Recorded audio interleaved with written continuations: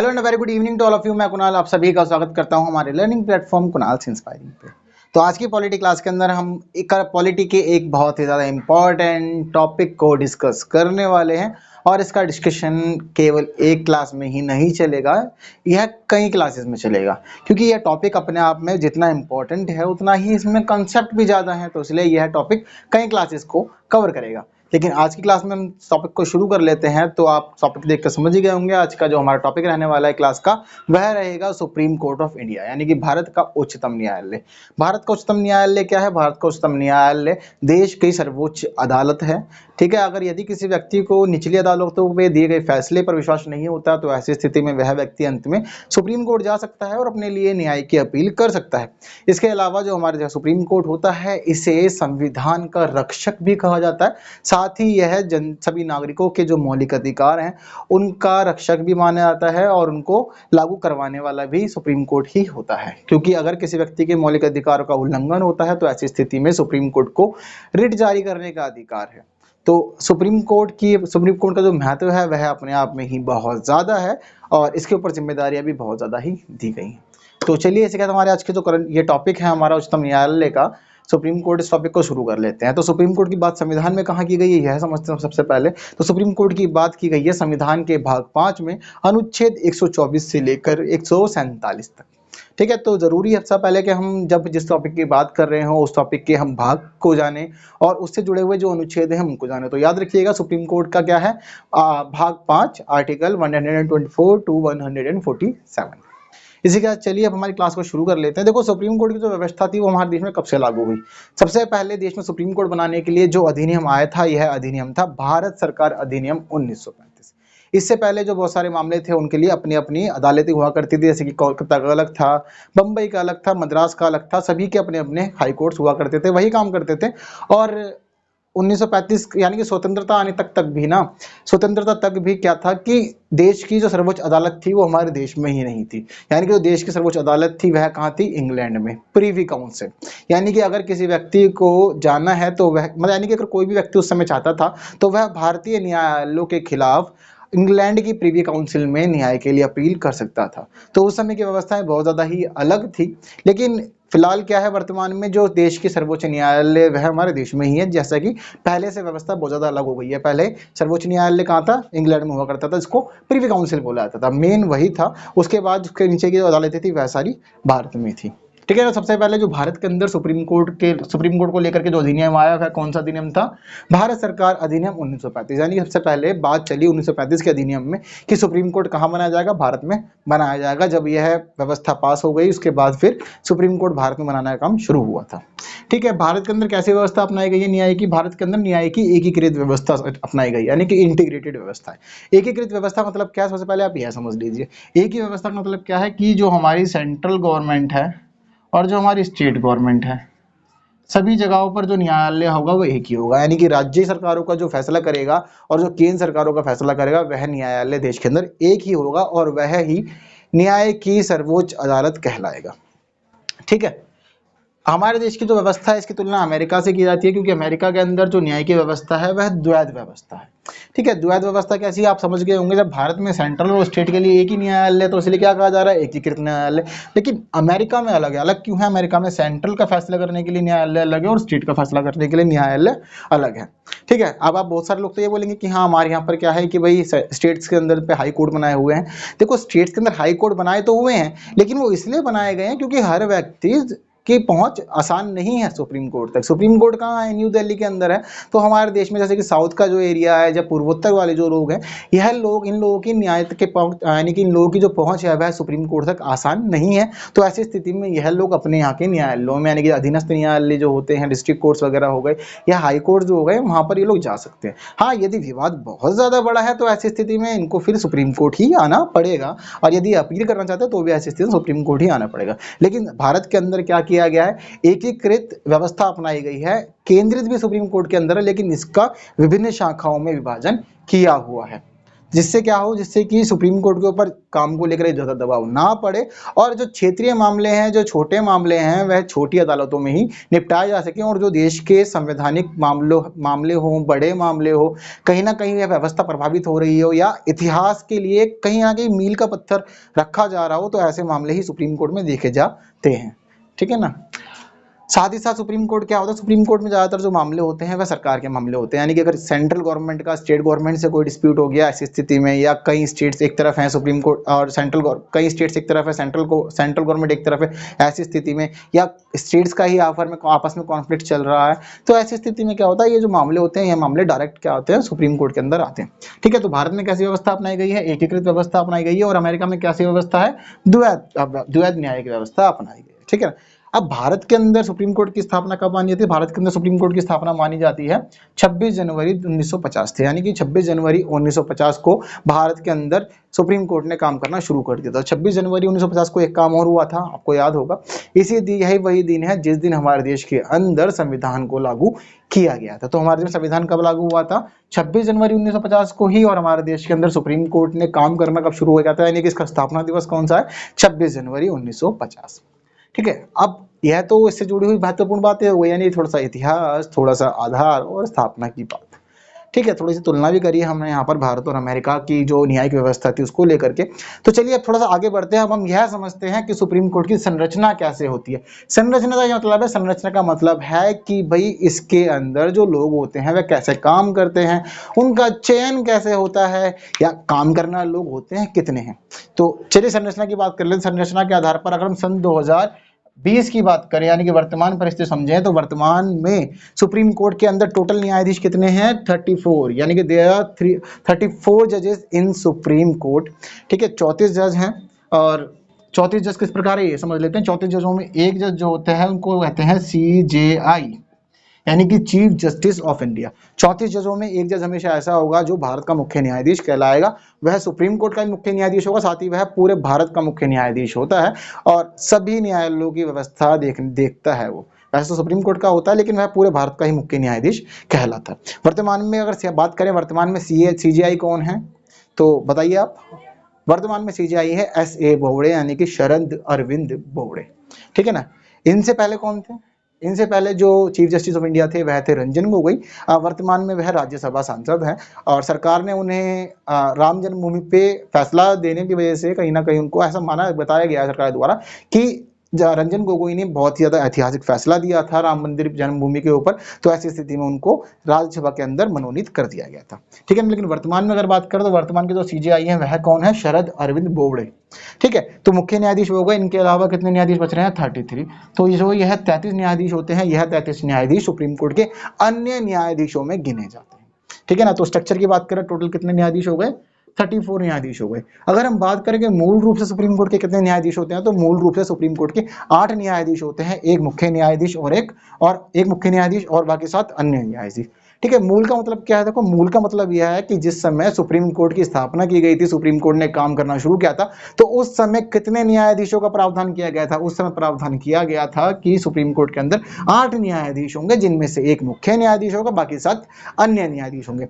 लेकिन क्या हुआ, समय की मांग, ठीक है ना, जरूरत की वजह से क्या हुआ, समय समय पर जो ये न्यायालय के सदस्य होते हैं इसमें संशोधन किया गया, और लगातार क्या हुआ कि यह सदस्य संख्या, यानी कि न्यायाधीशों की जो संख्या है यह 8 से बढ़ते बढ़ते अब वर्तमान में 34 हो चुकी है, और यहाँ पूरी उम्मीद है कि आने वाले समय में यह और ज्यादा बढ़ती रहेगी। ठीक है। अब समझते हैं कब क्या हुआ। देखो सबसे पहले क्या हुआ, शुरुआत में सदस्य संख्या थी न्यायालय की 8, यानी कि एक मुख्य न्यायाधीश बाकी अन्य न्यायाधीश। सन 1956 में ही पहली बार संशोधन किया गया, और 1956 में संशोधन करने के बाद सुप्रीम कोर्ट के न्यायाधीशों की संख्या कर दी 11, यानी कि एक मुख्य न्यायाधीश और 10 अन्य न्यायाधीश। 1960 में दूसरी बार संशोधन हुआ, यहाँ पे टोटल नंबर हो गए जजेस के 14, यानी कि एक मुख्य न्यायाधीश 13 अन्य न्यायाधीश। 1977 में फिर दोबारा चेंज हुआ, और यहाँ हो गए 18 न्यायाधीश, यानी कि एक मुख्य न्यायाधीश और 17 अन्य न्यायाधीश। 1986 में फिर संशोधन हुआ, और यहाँ हो गए 26 न्यायाधीश, यानी कि एक मुख्य न्यायाधीश और 25 अन्य न्यायाधीश।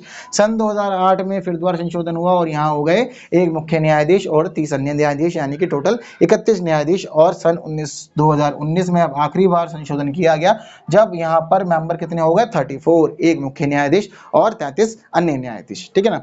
तो शुरू से लेकर के अब तक की कहानी को हमने समझ लिया कब कब संशोधन हुआ। कहानी शुरू हुई थी 8 सदस्यों से और कहाँ पे आके रुकी हुई है अब 34 सदस्यों पे। ठीक है, यहाँ तक का क्लियर है? मुझे उम्मीद है कि शायद आपको यहाँ तक का क्लियर हो गया होगा। फिर भी कोई डाउट है तो ऐसी स्थिति में आप कमेंट कर सकते हैं, आपको जवाब मिल जाएंगे। ठीक है, आगे चलते हैं। अब आगे समझते हैं। अब देखो न्यायाधीश तो टोटल कितने हो गए 34 न्यायाधीश है, लेकिन इन न्यायाधीशों की नियुक्ति कैसे होती है और यह सुप्रीम कोर्ट तक कैसे पहुंचते हैं, अब यह बात समझते हैं। तो इन न्यायाधीशों की नियुक्ति होती है राष्ट्रपति के द्वारा, यानी कि चाहे वह मुख्य न्यायाधीश हो या फिर वह अन्य न्यायाधीशों से नियुक्त कौन करेगा, उसे देश के राष्ट्रपति के द्वारा नियुक्त किया जाएगा। लेकिन देश का राष्ट्रपति कैसे नियुक्त करेगा? जैसा कि हम जानते हैं कि जो हमारे देश का राष्ट्रपति है यह संवैधानिक प्रधान है, तो बहुत सारी जिम्मेदारियां राष्ट्रपति के ऊपर होती है। लेकिन अब तक हमने जितनी भी क्लासेस अटेंड करी हैं पिछली, तो उन सभी क्लासेसों से हमें अब तक यह तो पता लग गया होगा कि अगर कभी भी भारत का राष्ट्रपति इस प्रकार के फैसले लेता है तो ऐसी स्थिति में यह सभी फैसले सिफारिश पर होते हैं, परामर्श पे होते हैं। यह फैसला राष्ट्रपति का अंतिम फैसला नहीं होता। ठीक है ना। तो कहीं ना कहीं क्या होता है कि कोई ना कोई व्यक्ति सिफारिश कर रहा होता है, जो व्यक्ति उस विभाग से जुड़ा हुआ होता है, फिर चाहे वह सरकार का मामला हो चाहे वह न्यायालय का मामला हो। तो देखो न्यायालय की स्थिति में भी नियुक्ति कौन कर रहे हैं, कर तो राष्ट्रपति रहे हैं, लेकिन राष्ट्रपति कैसे करेंगे, परामर्श पर करेंगे। ठीक है ना। तो यहाँ परामर्श होता है। परामर्श कैसे होता है, परामर्श समझते हैं। देखो अगर बात हो रही है सीजेआई यानी कि चीफ जस्टिस ऑफ इंडिया की, तो मुख्य न्यायाधीश की नियुक्ति के लिए क्या किया जाएगा कि सुप्रीम कोर्ट के जितने न्यायाधीश होंगे प्लस में हाई कोर्ट्स के जो न्यायाधीश हैं, यानी कि सुप्रीम कोर्ट के जजेस एंड हाई कोर्ट के जजेस से फैसला किया, आपस में सलाह मशवरा किया जाता है और सलाह मशवरा करने के बाद किसी एक नाम पे सहमति बनाई जाती है। ठीक है ना। अब आप यह सोचेंगे कि या तो सीजेआई की बात हो रही है, चीफ जस्टिस ऑफ इंडिया की बात हो रही है, तो पूरे भारत के क्या है मतलब जो सुप्रीम कोर्ट है उसके सभी न्यायाधीश और पूरे भारत के हाई कोर्ट के न्यायाधीश यहाँ पर इस प्रकार का फैसला लेंगे।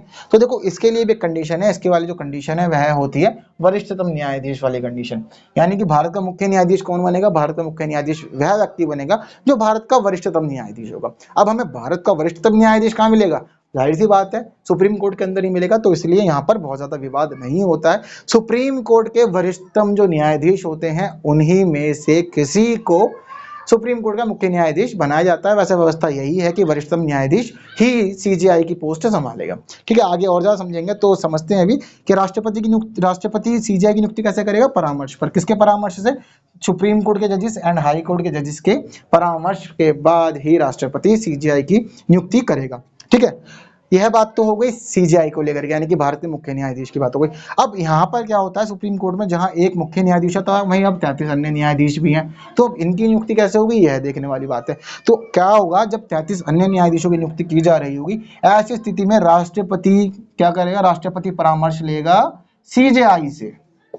राष्ट्रपति किससे परामर्श लेगा, सीजेआई से, यानी कि भारत का जो मुख्य न्यायाधीश होगा वह मुख्य न्यायाधीश राष्ट्रपति को अन्य न्यायाधीशों के लिए सिफारिश करेगा। लेकिन यह अन्य न्यायाधीशों का नाम कहां से आएगा, फिर दोबारा सहमति से आएगा। Supreme court and high court के जजेस आपस में करेंगे, विचार विमर्श करेंगे और विचार विमर्श करने के बाद यह अन्य न्यायाधीशों के नाम को फाइनल करेंगे। जब अन्य न्यायाधीश का नाम फाइनल हो जाएगा तो उसके बाद क्या होगा, उसके बाद भारत के जो अन्य न्यायाधीश होंगे यानी सुप्रीम कोर्ट के जो अन्य न्यायाधीश होंगे उनकी नियुक्ति भी हो जाएगी। ठीक है, तो क्या होता है कि जो सीजेआई की जो पोस्ट होती है, सीजेआई की पोस्ट के इलेक्शन में क्या होता है कि सीजेआई भाग नहीं लेता, क्योंकि उस समय वह पद खाली होने वाला होता है या खाली हो चुका होता है। लेकिन अगर ऐसे वर्तमान में पद पर है तो वह व्यक्ति अपनी सलाह दे सकता है, लेकिन यदि सीजेआई अपने पद पर नहीं है तो ऐसी स्थिति में बाकी अन्य न्यायाधीशों की राय ली जाएगी। लेकिन जब अन्य न्यायाधीशों की नियुक्ति हो रही होती है तो ऐसी स्थिति में सीजेआई का जो सिफारिश होती है, चीफ जस्टिस ऑफ इंडिया जो परामर्श करते हैं, सिफारिश करते हैं, इनका परामर्श बहुत ज्यादा महत्वपूर्ण होता है और जरूरी भी होता है। ठीक है ना। तो अन्य न्यायाधीशों के मामले में याद रखिएगा कि मुख्य न्यायाधीश की राय बहुत ही ज्यादा महत्व रखती है। ठीक, अब यहाँ पर परामर्श का मतलब क्या, परामर्श का मतलब तो अब तक आप यही समझ रहे होंगे कि परामर्श का मतलब है कि भाई नाम सुझाना, एडवाइस करना। ठीक है ना, आप लोग ये समझ रहे हैं परामर्श का मतलब। लेकिन सुप्रीम कोर्ट ने अलग अलग जगह इस परामर्श को अलग अलग परिभाषित किया है। तो अब हम यह समझेंगे कि सुप्रीम कोर्ट ने परामर्श के बारे में क्या बताया, यानी कि परामर्श का मतलब क्या है सुप्रीम कोर्ट के हिसाब से, वह समझते हैं। सबसे पहले समझते हैं हम पहला न्यायाधीश मामला। ठीक है, पहला न्यायाधीश मामला कब आया, 1982 में आया। तो पहले न्यायाधीश मामले में सुप्रीम कोर्ट ने क्या बताया कि परामर्श का मतलब क्या है। सुप्रीम कोर्ट ने बताया कि परामर्श का मतलब है आपसी बातचीत करना, विचार विमर्श करना और अंत में किसी नाम को फाइनल कर देना। ठीक है, बहुत सिंपल सी बात है। पहला न्यायाधीश मामला समझ रहे हैं अभी हम। पहला न्यायाधीश मामला 1982 में सुप्रीम कोर्ट ने ही यह व्याख्या दी कि भाई परामर्श का मतलब क्या, परामर्श का मतलब है कि भाई आपसी विचार विमर्श करना, विचार विमर्श करने के बाद किसी एक नाम को फाइनल कर देना ही परामर्श कहलाता है। लेकिन सन 1993 में व्यवस्था बदल गई। सन 1993 में आया द्वितीय न्यायाधीश मामला।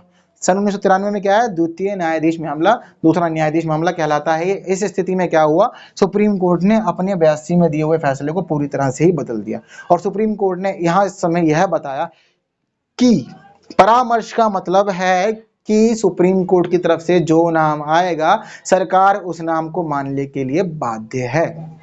ठीक है, समझ रहे हैं बात आप यहाँ पे। पहले न्यायाधीश मामले में व्यवस्था सुप्रीम कोर्ट ने यह दी थी कि परामर्श का मतलब आपसे विचार विमर्श है, इसके बाद नाम फाइनल हो जाएगा। लेकिन दूसरे न्यायाधीश मामले 1993 में सुप्रीम कोर्ट ने यहाँ पर अब यह व्यवस्था दी है कि सुप्रीम कोर्ट की तरफ से जो भी नाम जाएगा उस नाम पर सरकार अपना मोहर लगाने के लिए बाध्य होगी।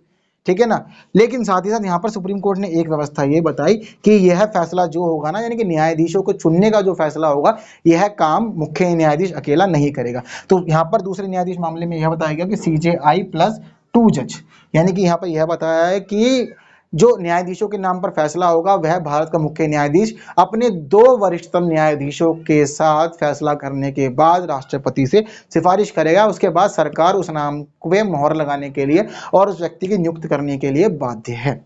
ठीक है, यह बात कहाँ पे है, यह बात दूसरे न्यायाधीश मामले में है। आप यहाँ समझते हैं, समझ लीजिए दूसरा न्यायाधीश मामला है तो कितने लोगों के लिए बोल रहा है, ये 2 लोगों के लिए। यानी कि सुप्रीम कोर्ट का जो CJI होगा वह क्या करेगा, अपने 2 वरिष्ठतम न्यायाधीशों से सलाह लेगा और उसके बाद नामों की सिफारिश करेगा। ठीक है, यह बात हुई दूसरे न्यायाधीश मामले की। अब समझते हैं हम तीसरे न्यायाधीश मामला। ठीक है, तीसरे न्यायाधीश मामले में अब इस वाली व्यवस्था में और संशोधन हुआ और परामर्श की परिभाषा थोड़ी सी इन्होंने बदल दी। जहां यहाँ पर दूसरे न्यायाधीश मामले में कहा था कि CJI+2 होंगे, अब तीसरे न्यायाधीश मामले में सुप्रीम कोर्ट ने फैसला कर दिया कि CJI क्या करेगा, अपने 4 वरिष्ठतम न्यायाधीशों से सलाह करेगा, उसके बाद नाम की सिफारिश राष्ट्रपति से करेगा। साथ ही यहाँ पर यह भी व्यवस्था कर दी कि अगर इनमें से 2 लोग भी फैसले के खिलाफ हैं, कि 2 लोग भी अगर यह कह रहे हैं, 2 लोगों की सहमति नहीं है उस नाम के ऊपर, तो ऐसी स्थिति में भी CJI उस नाम की सिफारिश राष्ट्रपति से नहीं कर सकता। तो यानी कि यहाँ पे कंडीशन क्या बन गई, तीसरे न्यायाधीश मामले ने यह बता दिया कि CJI क्या करेगा, अपने 4 वरिष्ठतम न्यायाधीशों से सलाह लेगा, लेकिन उन 4 में से 3 न्यायाधीशों की उस पर सहमति होना बहुत ज्यादा जरूरी है। ठीक है ना। देखो, दूसरा न्यायाधीश मामला था तो न्यायालय ने कह दिया कि आप 2 वरिष्ठतम न्यायाधीशों की सलाह लेंगे, और तीसरे न्यायाधीश मामले में कह दिया कि आप सलाह तो 4 लोगों की लेंगे, लेकिन उनमें से 3 लोगों का पक्ष में होना बहुत ज्यादा जरूरी है। अगर 3 लोग पक्ष में नहीं है तो ऐसी स्थिति में आप राष्ट्रपति से सिफारिश नहीं कर सकते। ठीक है, आई होप आपको यहाँ तक क्लियर हो गया होगा। ठीक है, तो अब तक हमने बहुत सारी चीजें समझ ली है। तो हमने नियुक्ति के लिए महत्वपूर्ण जो बातें थी वह समझ लिया, यानी कि भारत के जो न्यायालय यानी कि सुप्रीम कोर्ट ऑफ इंडिया है उसके अंदर न्यायाधीशों की नियुक्ति किस प्रकार से होगी, आगे समझते हैं। ठीक है, तो यह तो महत्वपूर्ण बातें थी जब तक चलती हुई आ रही थी। अब यह समझते हैं कि न्यायाधीशों की नियुक्ति वास्तव में करता कौन है। यह मैं आपको बता रहा हूं ना, ये CJI+ जो 4 लोग हैं, वर्तमान में यह व्यवस्था है। तो यह CJI+4 जो लोग हैं, यह 5 लोगों का एक पीठ होती है, और यह जो 5 लोगों की पीठ होती है इसको क्या कहते हैं, इसको कहते हैं कॉलेजियम प्रणाली। ठीक है ना। तो यह जो कॉलेजियम प्रणाली होती है, यह कॉलेजियम प्रणाली ही न्यायाधीशों के नाम पर चर्चा करती है और अंतिम नाम अपनी तरफ से फाइनल कर देती है। उसके बाद राष्ट्रपति के ऊपर जिम्मेदारी होती है कि वह उस व्यक्ति को पद पर नियुक्त करे। ठीक है, तो आपसे क्वेश्चन पूछा जा सकता है कॉलेजियम व्यवस्था के बारे में, तो यदि पूछता है तो आप बता सकते हैं कि कॉलेजियम व्यवस्था क्या है। CJI+ जो 4 वरिष्ठतम न्यायाधीश होते हैं तो इनकी जो है पीठ होती है, यही कॉलेजियम व्यवस्था कहलाती है। लेकिन क्या हुआ, सन 2014 की व्यवस्था को अब हम समझते हैं। सन 2014 में सरकार ने इस कॉलेजियम व्यवस्था में संशोधन करने की कोशिश की, और संशोधन की कोशिश की वजह से ही क्या हुआ, 19वां संविधान संशोधन अधिनियम पेश किया गया। और जब यह 99वां संविधान संशोधन अधिनियम पेश किया गया, और जब यह 99वां संविधान संशोधन अधिनियम आया तो उसके बाद क्या हुआ, न्यायिक नियुक्ति आयोग अधिनियम 2014 भी आया। अब इसमें क्या हुआ यह समझ लेते हैं। दरअसल यहाँ पर कॉलेजियम प्रणाली की बात चल रही थी, तो कॉलेजियम प्रणाली के तहत क्या किया गया कि कॉलेजियम प्रणाली में यह बताया गया कि जो मुख्य न्यायाधीश है वह 4 लोगों की सलाह लेकर के उसके बाद आगे का काम करेगा और फैसले लेगा। ठीक है, लेकिन सरकार ने यहाँ क्या किया, सरकार ने कहीं ना कहीं इसको बताया कि यह प्रणाली पूरी तरह सटीक नहीं है और ठीक से काम नहीं कर रही है। तो उसके लिए 99वां संविधान संशोधन अधिनियम पेश किया गया, और क्या ले आएगा, न्यायिक नियुक्ति आयोग अधिनियम ले आएगा, जिसके तहत क्या किया गया, राष्ट्रीय न्यायिक नियुक्ति आयोग यानी कि NJAC, तो राष्ट्रीय न्यायिक नियुक्ति आयोग का गठन किया गया।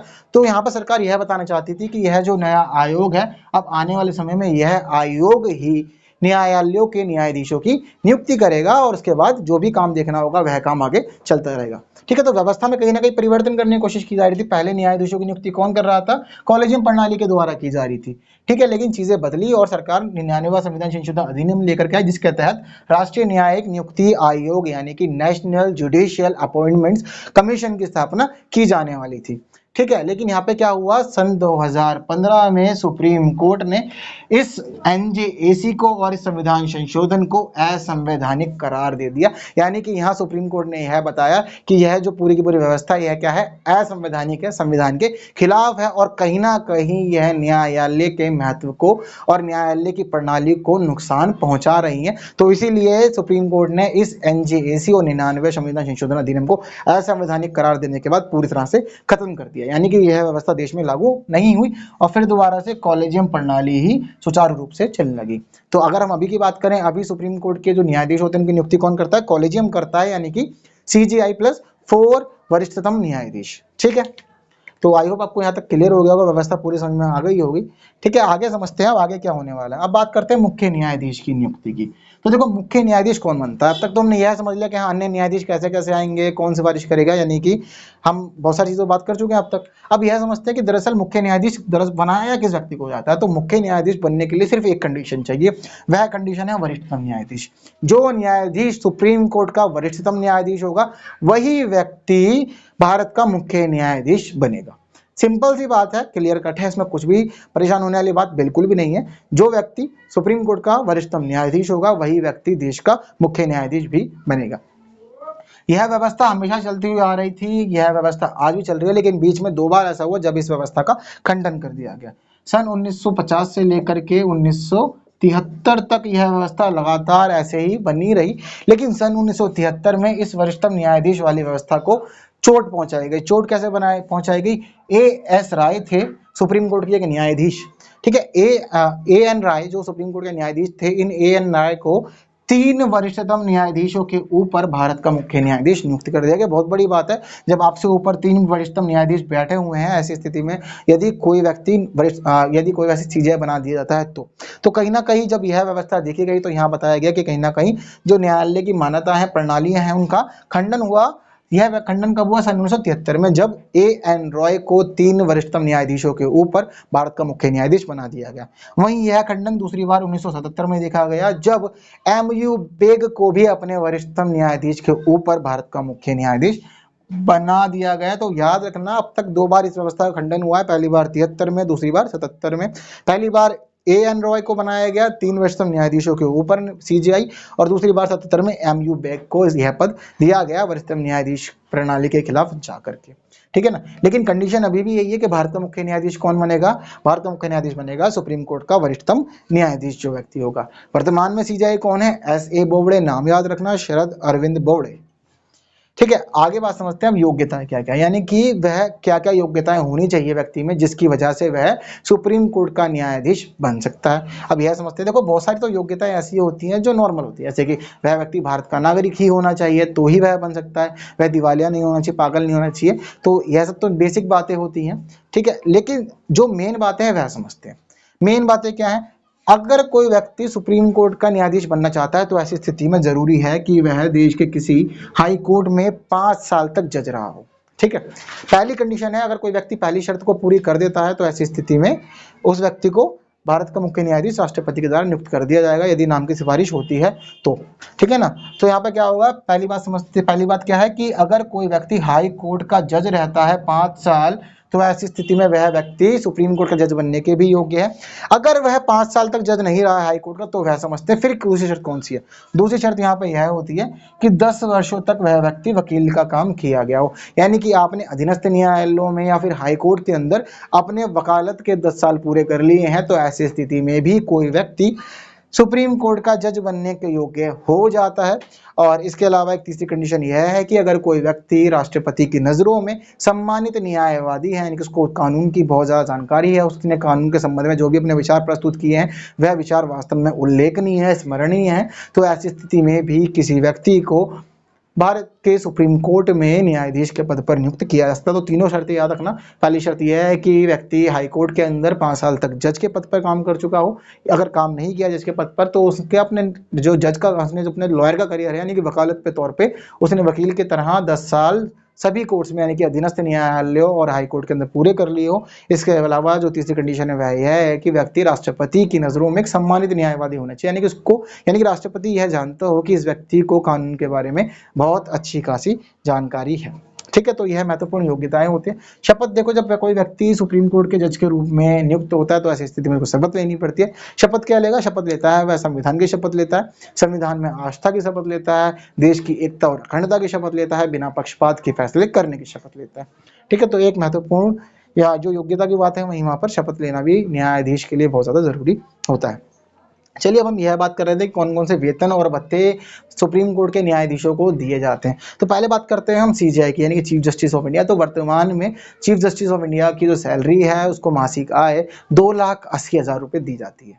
ठीक है ना, तो वर्तमान में सुप्रीम कोर्ट के यानी कि भारत का मुख्य न्यायाधीश सीजेआई को 2,80,000 रुपये मासिक वेतन दिया जाता है। यह मासिक वेतन पहले 1,00,000 रुपये था, लेकिन सन 2018 में इसे संशोधित कर दिया गया। पहले सुप्रीम कोर्ट के मुख्य न्यायाधीश को 1,00,000 रुपए मिला करते थे, अब यह संशोधित होकर के 2,80,000 रुपए हो गए हैं। ठीक है, बाकी अगर अन्य न्यायाधीशों की बात करें तो सन 2018 से पहले अन्य न्यायाधीशों को 90,000 रुपए मासिक वेतन दिया जाता था, लेकिन सन 2018 में इसे संशोधित करके 2.5 लाख रुपए मासिक वेतन कर दिया गया है। तो यह वेतन की बात हो गई। इसके अलावा अन्य अनेकों भत्ते मुख्य न्यायाधीश एवं अन्य न्यायाधीशों को दिए जाते हैं। साथ ही इस वेतन की जो बात करें, यह जो वेतन है यह वेतन समय समय पर संसद के द्वारा संशोधित होता रहता है। जैसे कि आपको बता चुका हूँ कि 2018 में इसको बदला था, तो ऐसे ही क्या है, समय समय पर पहले भी यह बदलता हुआ है और यह उम्मीद है कि यह आने वाले समय में भी बदलता रहेगा। ठीक है ना, तो यह वेतन और भत्तों की बात भत्तों को लेकर बात करूं तो बहुत सारी सुविधाएं दी जाती है, जैसे कि आवास होता है, टेलीफोन सुविधा होती है, ठीक है, गाड़ी वगैरह होती है, और इसके अलावा मेडिकल फैसिलिटीज वगैरह। तो उस प्रकार की बहुत सारी अन्य को भत्ते और विशेषज्ञ भत्ते वगैरह और सुविधाएं भी न्यायाधीशों को दी जाती है। ठीक है, तो आज की क्लास के अंदर हमने सुप्रीम कोर्ट की से जुड़ी हुई बहुत सारी बातों को समझा है। हमने यह समझा कि सुप्रीम कोर्ट अस्तित्व में कैसे आया, संबंध किससे है, थोड़ी तुलना की भारत की न्याय व्यवस्था और अमेरिका की न्यायिक व्यवस्था की। उसके बाद हमने न्याय सुप्रीम कोर्ट की संरचना को समझा, फिर यह समझा कि यहाँ जजेस की नियुक्ति कैसे होती है। फिर हमने थोड़ा 2014 में थोड़े से जो परिवर्तन करने की कोशिश की थी सरकार ने, उनको समझा। बाद में हमने यह समझा कि मुख्य न्यायाधीश कौन व्यक्ति बन सकता है, और बाद में हमने अंत में योग्यता, वेतन और भत्तों के विषय में भी चर्चा कर ली है। तो मुझे उम्मीद है कि हाँ, आज की क्लास में आपको यह सभी टॉपिक्स बहुत अच्छे से क्लियर हो गए होंगे। और वैसे आपको बता दूं कि क्लास यहाँ खत्म नहीं है, मैं पहले बता चुका था कि क्लास जो है वह कई क्लासेस में चलेंगी। ठीक है ना, टॉपिक काफी लेंथी और काफी इंपॉर्टेंट टॉपिक्स के अंदर है अपने आप में। ठीक है ना, तो इससे जुड़े हुए कई पार्ट जो है वह आगे भी आएंगे और इससे जुड़ी हुई विभिन्न बातों को हम समझेंगे। तो आज की क्लास को अब हम यही विराम देते हैं। आने वाली क्लासेस में हम सुप्रीम कोर्ट के टॉपिक्स को कंटिन्यू करेंगे। बाकी चैनल पे इस तरह की वीडियोस देखने के लिए और अपनी जानकारी बढ़ाने के लिए बने रहिए हमारे साथ। अब फिर मिलेंगे नई वीडियो में नए दिन, तब तक के लिए हमें विदा दीजिए। Thank you so much for watching this video.